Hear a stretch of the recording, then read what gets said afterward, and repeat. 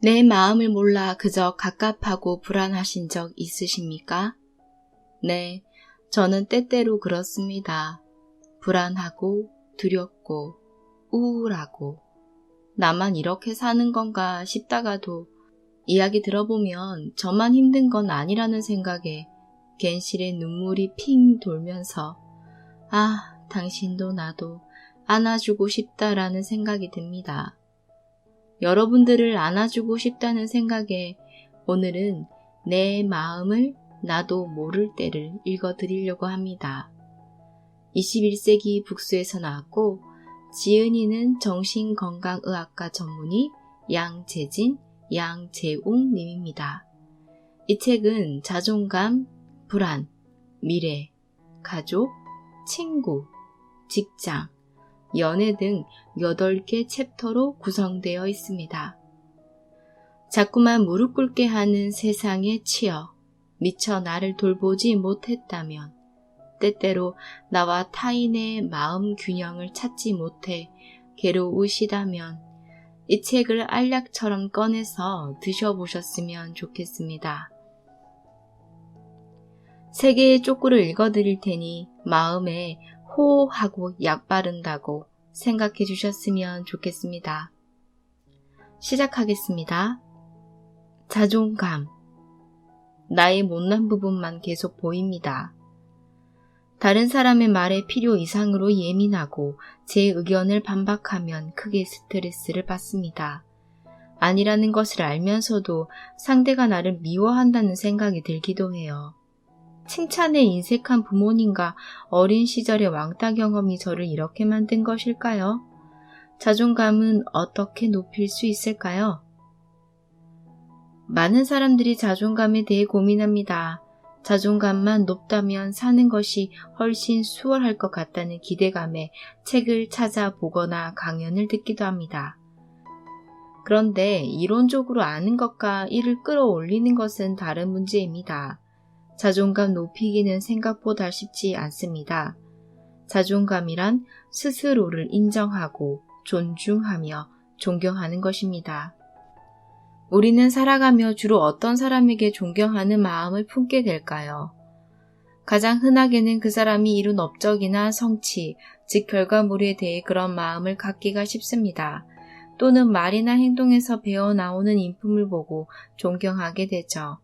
일을 아주 꼼꼼하게 처리한다든지 사람들에게 잘 베푼다든지 인내심이 많다든지 하는 한두 가지 모습으로 한 사람 전체를 이미지화합니다. 자신이 보는 특정한 면만을 보고 그 사람을 판단하는 것이죠. 즉 우리는 타인의 결과물이나 몇몇 이미지가 전달해주는 특정한 장점을 통해 존중감을 갖습니다. 하지만 그런 사람과 가까워지면 어떤 일이 발생할까요?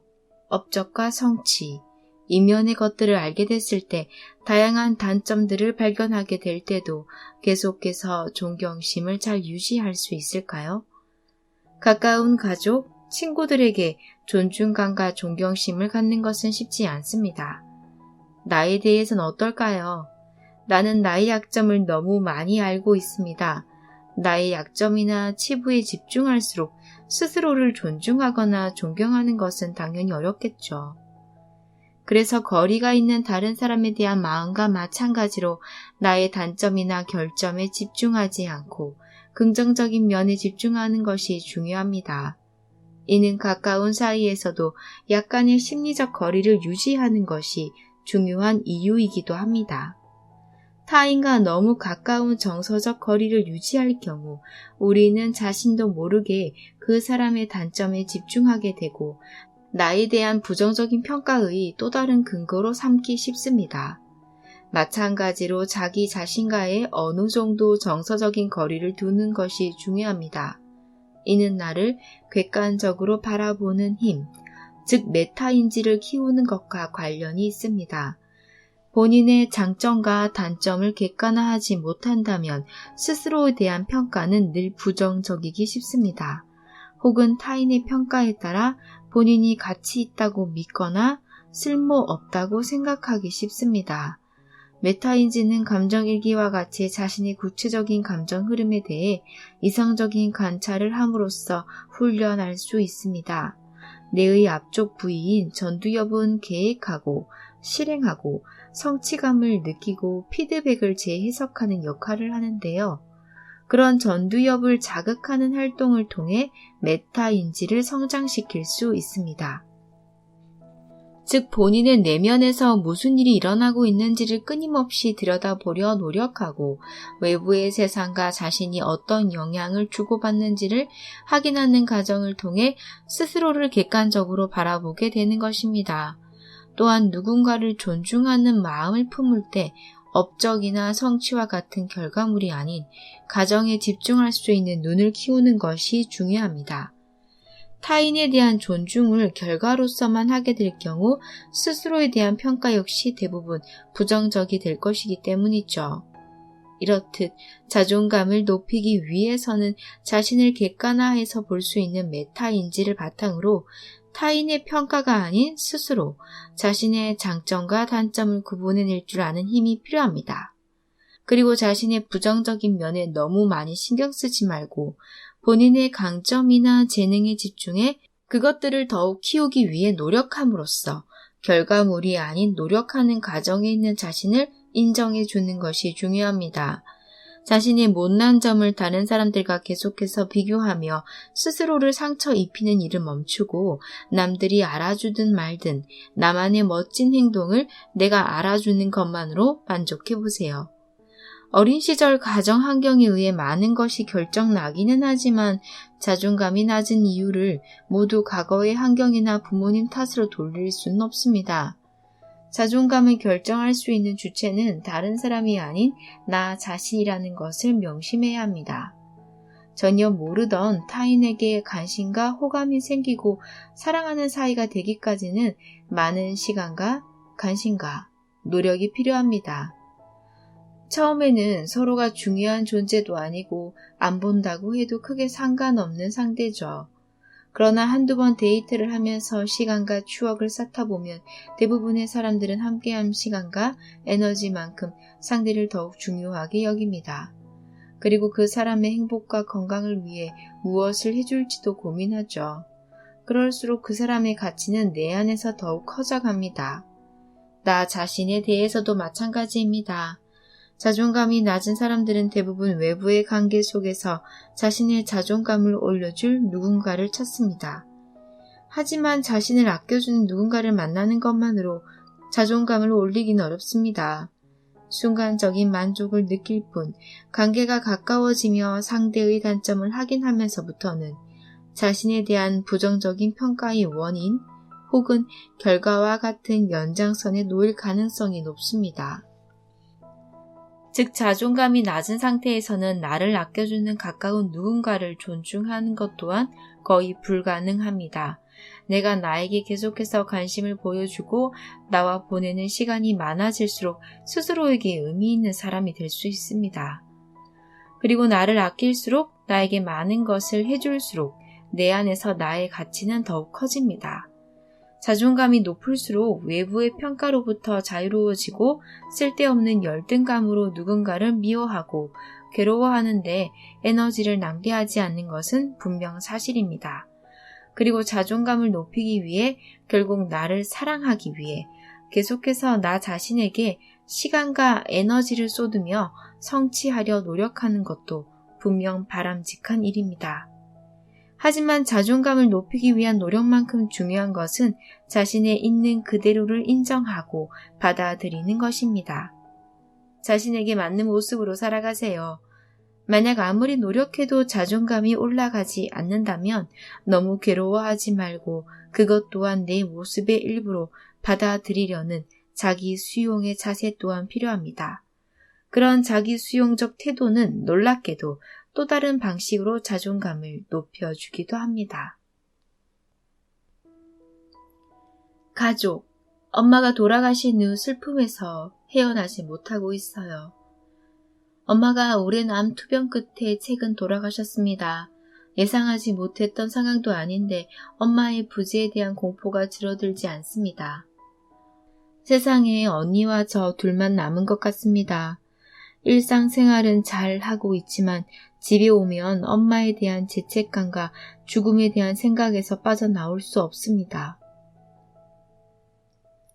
영화 어벤져스 엔드게임을 보면 캡틴 아메리카가 사람들과 둘러앉아 사라져버린 사람들에 대해 이야기하는 장면이 나옵니다. 이는 굉장히 중요한 애도의식 혹은 애도와 관련된 치료입니다. 사실 애도 반응은 우울증 증상과 상당히 비슷한데요. 보통 2에서 6개월 정도 지속되고 만약 이 기간을 넘어서면 치료가 필요한 상황이라고 판단합니다. 그리고 최근에는 필요에 따라 6개월 이전에도 우울증에 준하는 치료를 권하고 있습니다. 혼자의 힘으로 극복하기 힘들다면 전문가의 도움을 받는 것이 좋으니까요. 사람은 상실 앞에 부정, 분노, 협상, 우울, 수용의 5가지 반응을 합니다. 이는 순차적으로 일어나지 않고 다시 역행하거나 반복되기도 하는데요. 이때 상실한 대상을 아는 주변 사람들과 기억을 공유하고 이야기를 나누는 것이 무엇보다 중요합니다. 하지만 대부분의 사람들은 가족 구성원 중 한 사람을 떠나 보냈을 때 이를 이야기하기 꺼려합니다. 각자의 공간에서 혼자 죽음을 이겨내려는 노력을 하죠. 하지만 혼자서는 이겨낼 수 없는 부분들이 존재하고 남은 가족 구성원들 간에는 오해나 갈등이 생길 가능성이 커집니다. 함께 모여서 살아생전 함께 나눴던 추억들을 공유할 때 그 죽음은 조금씩 받아들여집니다. 소설 살아남은 자의 슬픔이라는 제목처럼 함께 생활하던 누군가를 잃었을 때 대부분의 사람들은 슬픔과 함께 죄책감을 느낍니다. 좀 더 잘 보살폈더라면, 건강에 신경을 써줬더라면, 그때 잘못하지 않았더라면과 같은 죄책감이 끊임없이 밀려옵니다. 이는 정상적인 애도 반응 중의 하나이고 우울증의 증상이기도 합니다. 이때 스스로를 고립시키는 것은 더 큰 죄책감을 불러올 뿐입니다. 남은 가족 구성원과 함께 이야기하면서 자신의 탓이 아니라는 것, 최선을 다했다는 것을 정서적으로 지지받는 과정이 반드시 필요합니다. 만약 가족 구성원 간에 이야기하기가 힘들다거나 홀로 남겨졌을 때는 처음 보는 사이라도 전문가와 이야기를 나눔으로써 스스로를 환기시키고 죽음을 받아들이려 노력해야 합니다. 자녀를 잃은 부부가 종종 이혼이라는 선택을 하는 이유도 상실한 대상을 마음속에서 잘 떠나보내지 못했기 때문입니다. 아이를 잃고 상상하지 못할 스트레스를 겪다 보니 상처가 될까봐 서로 이야기하기를 주저하는 것이죠. 그렇게 회복되지 못한 상처 위에 서로에 대한 오해와 원망이 쌓이면서 결국 서로를 마주하는 일 자체가 괴로워지는 것입니다. 죽음은 개인이 막을 수 있는 일이 아닙니다. 삶의 한 부분이고 누구도 피할 수 없습니다. 소중한 사람을 상실한 이상 죄책감이 드는 것은 막을 수 없습니다. 하지만 아무리 자책한들 돌이킬 수도 없습니다.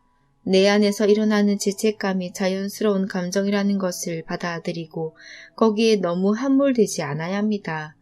이 시간을 잘 견디고 나면 사람의 죽음에 대해 좀 더 단단한 마음을 가질 수 있을 것입니다. 외국 영화에서는 장례식 대신 파티를 여는 장면이 나오기도 합니다. 후회 없는 삶을 살았으니 슬퍼하기보다 잘 살았다는 것을 기억해달라는 의미가 담겨 있는 것이겠죠.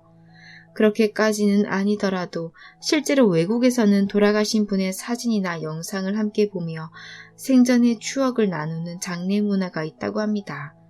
반면 우리는 죽음을 원통하고 안타깝게 여기는 탓에 엄숙하고 조심스럽게 다룹니다.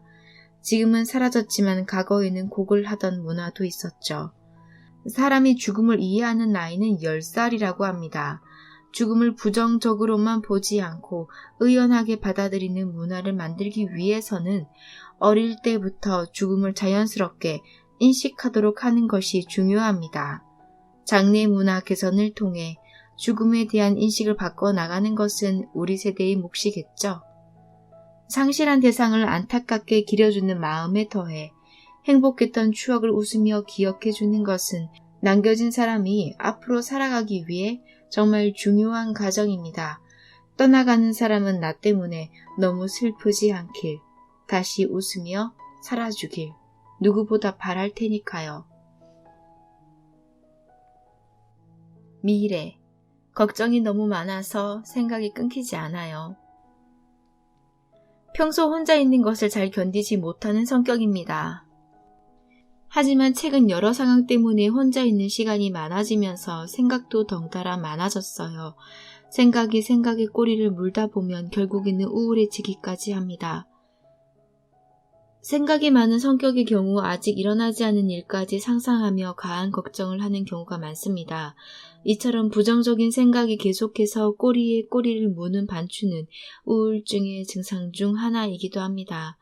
어떤 일이 발생한 순간부터 그로부터 야기될 수 있는 갖가지 상황을 떠올리며 걱정을 하는 것이죠. 아직 아무 일도 일어나지 않았는데 풍부한 상상력으로 이미 결론까지 가 있는 경우가 많습니다.